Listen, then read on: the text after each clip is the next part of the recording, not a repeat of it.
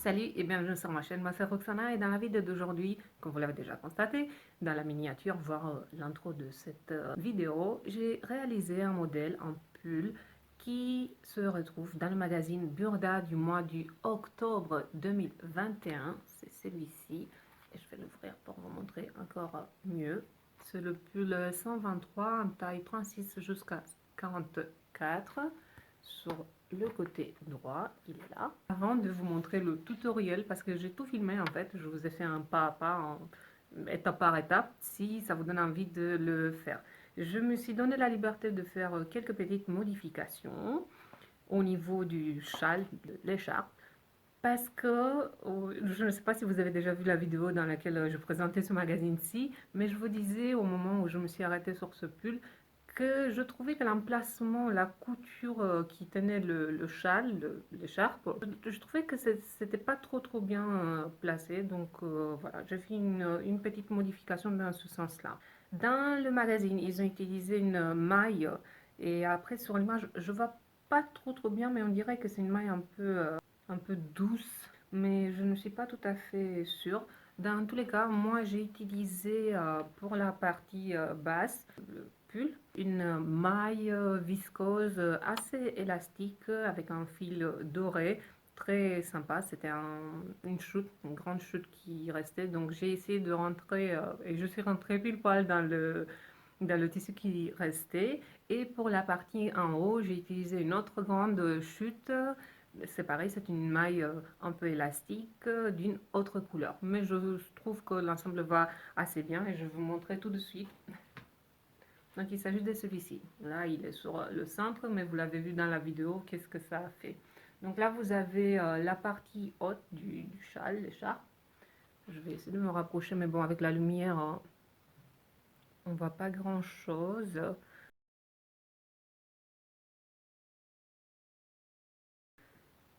Donc, la modification que j'ai faite, c'est surtout au niveau du col, parce que sur la description, il disait de le fixer du côté gauche-droit, je ne me rappelle plus exactement, une bonne partie qui commençait par là, jusque là. Donc, en fait, c'était voilà, de ce côté-là. Et moi, je me suis dit, cette maille qui peut s'enrouler facilement, ça peut être un peu plus sympa. Et ça tient mieux si je commence l'emplacement du côté gauche et du côté droit, euh, plus ou moins à 10 cm. Je trouve que c'est mieux comme ça tient bien. Après, tout a été fait à la surjetteuse. Voilà, donc si vous voulez utiliser la machine à coudre, il n'y a pas de souci, vous pouvez bien sûr l'utiliser, sauf qu'il faut bien tenir compte du surplus de couture, c'est 1,5 cm, 3 cm pour les ourlets inférieurs, les ourlets des manches, etc. Après, pour la surjeteuse, en sachant que c'est plus ou moins 0,5, voire un peu plus, vous avez moins besoin de cette marge de couture, chose qui, moi, pour les manches, par exemple, ça m'a beaucoup arrangé parce que je n'avais pas assez de tissu. J'aime beaucoup le résultat. Je ne sais pas ce que vous en pensez, si c'est le genre de pull que vous mettrez ou pas. Au niveau des épaules, vous allez voir dans le tutoriel, je n'avais pas le support droit fil, la listine qui demandait, mais je me suis débrouillée avec une toile thermocollante. J'ai coupé un petit morceau pour renforcer le côté intérieur du devant, voilà, pour les épaules, que ça ne tire pas trop. Et après, au niveau de la difficulté, à part le fait que j'ai filmé, donc ça m'a pris beaucoup de temps à m'arrêter entre les cadres, etc. Après, j'ai filmé avec le téléphone, chose que d'habitude je ne fais pas, mais je me suis dit, bon, pour changer, essayer. Si vous voulez le faire, ça prend pas si longtemps que ça. Voilà, il faut avoir un peu de la patience quand vous décalquez les pièces, mais sinon, c'est un modèle assez facile. Après, au niveau des poignets, je me suis donné la liberté de faire les ourlets avant la fermeture des manches. Pour la maille, dans l'idéal, c'est de bien repasser ensuite parce que au début, ça va faire des petits vagues comme ça, mais on va repasser, il y a pas de souci. Après, si vous n'êtes pas tout à fait sûr, vous pouvez aussi surpiquer le bas. Au niveau du châle, donc c'était 138 par 50 cm la largeur. Et si vous voulez par exemple avoir un peu plus de largeur, vous pouvez, en sachant que si vous l'utilisez comme une capuche, ça va le faire très très bien. Voilà. Ici, au niveau des coutures, si vous voulez, vous pouvez les renforcer plus, voire même fixer avec des points à la main, ou pourquoi pas rajouter des perles ou je sais pas, quelque chose qui vous fait plaisir pour embellir euh, toute cette partie-là. Et comme vous l'avez constaté aussi dans la vidéo, moi j'ai utilisé une broche, comme ça je vous ai montré un peu qu'est-ce qu'on pourrait faire avec.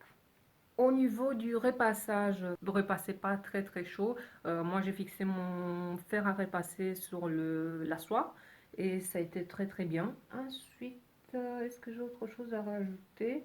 Ben écoutez, pas trop. Voilà. Donc j'espère que cette vidéo va vous plaire. J'espère que elle va vous inspirer et pourquoi pas, elle vous donnera envie de la faire, de le faire plutôt, de faire ce pull et de suivre bien sûr le tutoriel.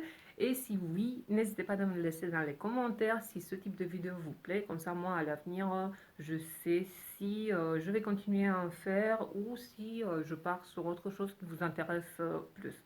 Donc voilà, moi jusqu'à la prochaine, je vous fais des gros bisous. Hop, prenez soin de vous et à bientôt. Et c'est parti, voici le pull 123 du magazine Burda du mois du octobre 2021. J'ai utilisé la taille 36. Ici, vous avez les descriptions détaillées. J'ai ouvert la planche B et il faut décalquer les pièces de patron en vert de 1 à 3. 1, 2, 3. J'ai utilisé une bâche transparente qu'on utilise dans le bricolage et il faut bien respecter les repères. Ici, vous avez le morceau que j'ai utilisé pour le châle, pour l'écharpe, que j'ai découpé à la bonne taille. Ici, vous avez la maille que j'ai utilisée. Et là, vous avez le tissu qui me restait. Donc, je vais voir si ça rentre. Mais le positionnement des pièces, ce n'est pas comme ça. Vous allez le voir bientôt. Voici. C'est comme ça qu'il faut positionner les pièces et respecter le droit fil. Le plastique, il a un peu bougé. C'est tout à fait normal parce que je me suis rappelé qu'il faut filmer. Et j'avais des aiguilles un peu partout. Par la suite, j'ai thermocollé la petite toile que j'ai découpée. Je l'ai fixée au fer à repasser pour rigidifier un peu cette zone de l'épaule. Et ensuite, j'ai cousu les deux parties de l'épaule, donc le dos sur l'endroit avec le devant sur l'endroit, sur le dos. Voilà, et j'ai piqué les deux coutures des épaules. Là, vous faites attention quand vous passez soit à la machine, soit à la surjeteuse, ne pas vous couper ou accrocher un doigt. Mon téléphone, ben, il tremblait un peu. Je pense qu'il avait trop envie de danser, donc je le laissais danser. Voici ce que ça donne. au niveau des coutures des épaules, donc ça reste un peu rigide mais pas trop, donc c'est juste comme il faut, que ça gêne pas trop. Ensuite j'ai épinglé les coutures latérales que j'ai cousues par la suite. Au niveau du tissu, comme vous pouvez le constater, je n'appuie pas, je l'accompagne doucement, que ça fasse pas trop de vagues. Donc vous prenez votre temps, vous le rangez de temps en temps et normalement il n'y aura pas de soucis. Pensez-y à rentrer l'excédent du fil de la surjeteuse, soit avec un crochet, soit avec une aiguille. Comme ça vous n'aurez pas des fils qui pendouillent de partout. Voici les manches et là je me préparais à effectuer la partie de l'ourlet. Le bas, ce n'est pas repassé, c'est normal que ça fasse des petites vagues, mais il faudra bien penser à repasser tout ça. Et par la suite, vous pliez les manches en deux, un droit à l'intérieur et vous piquez. Et normalement ça donne ça. Vous rentrez les fils. Ensuite, vous épinglez et vous allez coudre les manches endroit contre endroit dans les emmanchures. Là, vous avez, j'ai cranté le numéro 4, l'aiguille et l'aiguille d'en haut.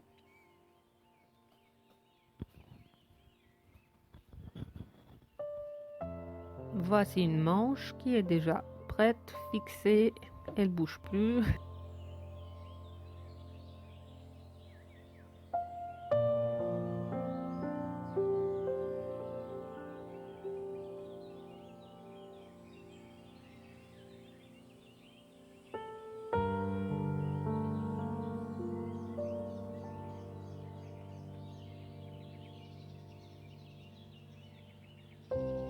Ensuite, il faut coudre l'ourlet inférieur. Je suis en train de le replier, de l'épingler et bien sûr, je vais le coudre. Il y avait une petite partie de tissu qui dépassait parce que c'était comme ça dans le patron, mais je découpais tout à la même taille parce que ça me convenait mieux. Mais vous n'êtes pas obligé de faire la même chose. Une fois que c'est fait, il faut bien penser à repasser l'ourlet inférieur et l'ourlet des manches. Une fois que vous avez fini le pull, moi je l'ai mis sur un mannequin pour faire mes mensurations pour le châle. Donc déjà pour le châle, vous prenez, vous avez en fait le tissu, c'est 130 en longueur par 50 cm en largeur. Les marges de couture sont déjà incluses. Donc j'ai mesuré 10 cm jusqu'au niveau des épaules, j'ai fait le tour et encore 10 cm jusqu'au le devant. Voilà.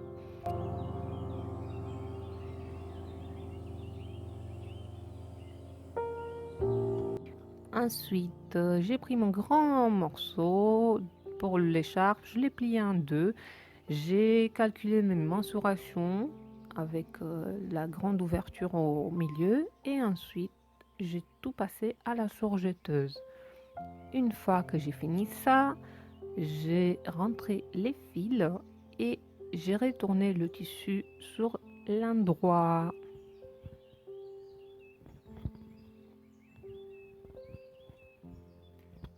Après ça, je l'ai placé sur le mannequin et sur le pull pour commencer à l'épingler et me préparer à coudre le tout. Vous prenez votre temps, normalement ça ne devrait pas faire des vagues si vous avez bien pris les mesures.